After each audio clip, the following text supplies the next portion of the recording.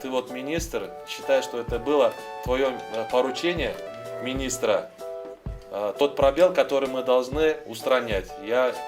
Мы примем это к исполнению.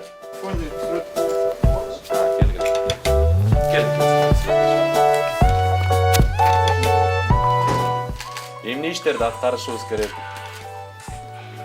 Биз жазып алайлы, ошонун үстүнөн иштейли. Я хочу учиться и работать. Что бы хотел ты, чтобы в вашей школе было? Чего не хватает вам, чтобы вы получали хорошие знания? Аттестат. Аттестат. В школе нет аттестата. Аттестаты не выдаются. Не выдают. Играть в шахматы он еще хочет. У вас кружка нет, да? Есть.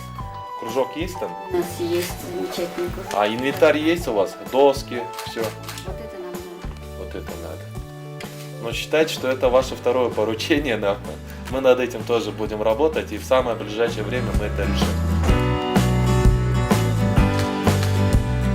Вопросы защиты детей – это один из основных мандатов Министерства труда и социального развития. Акция проводится с тем, чтобы еще раз обратить внимание на эту проблему, на проблему защиты прав детей, на проблему создания условий для нашего будущего. Ведь дети – это наше будущее, поэтому мы сегодня должны создать им максимум условий для того, чтобы будущее у нас было прекрасным. Когда общаешься с тем человеком,